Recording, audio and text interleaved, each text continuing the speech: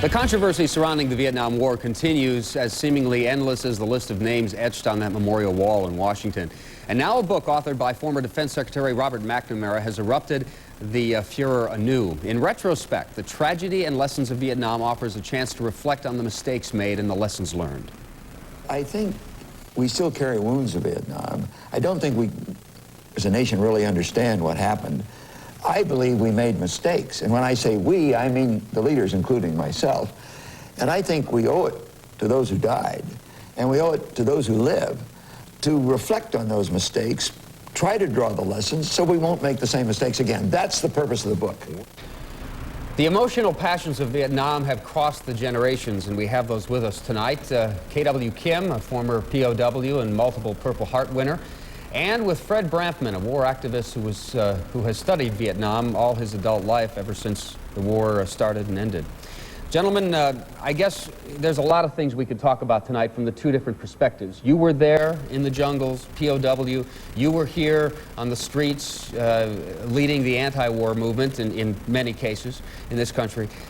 Looking at Vietnam today, was it all worth it? From both of your wars, your individual wars that you fought. First of all, you.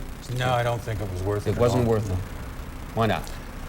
I don't think we learned anything from history, from the French that were there before us. I don't think we learned anything from our experience there. Judging that based on what we've done since then and the other conflicts that we've entered into. Mr. Branham? It wasn't worth it. First, in terms of Vietnam, they're more capitalist today than the Thais. We didn't even have to fight the war to keep them from going communist. And secondly, back here, it's really destroyed the moral consensus that you have a whole generation right now. We're all Vietnam vets. We all have lost our belief in our government and the goodness of our society because of Vietnam. That's where we've come now. At the time of the war, in a sense, you gentlemen were fighting against one another. I never felt I was fighting against him. I was fighting against the people who were responsible for the death of over 1 million Indo-Chinese and all of these American guys. I always felt very sympathetic to the soldiers who were being used by the same people who were killing Vietnamese. What was your impression of the protests when you found out that people back home weren't supporting the war effort? I felt quite angry, and I was shocked actually when I got back to realize that the people in the United States were showing so much hostility towards the veterans, the soldiers coming back. I felt totally confused and disoriented, I guess. Both of you, when you see these pictures that we've shown tonight, the last days of Saigon, the people there, and you think about where Vietnam is today, where we're investing money now back in the country. Vietnam is coming back, even though it is still a communist country. We left, but Vietnam seems to be on the upswing, and we're looking 20 years ago at these pictures of when the U.S. was, in a sense, defeated and walking away.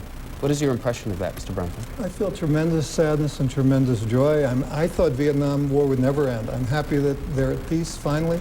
In a way, they have a brighter future in many ways than we do, perhaps, if we continue going on this, all of this crime and so forth.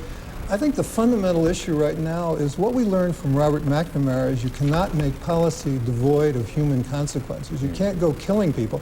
Right now, we have a lot of people in Washington who are making very abstract policy. No one reminds me more of Robert McNamara than Newt Gingrich today, who are making policy without really thinking through the human consequences. Maybe 20 years from now, Mr. Gingrich will write a book, but in the meantime, I think you're going to have a lot more crime, a lot more homelessness, because we're not really thinking of what this means to human beings when you write these little laws and policies in Washington. Mr. Kim, you spent time in the jungles. You gave up part of your life. You spent time in hospitals because of all of this war.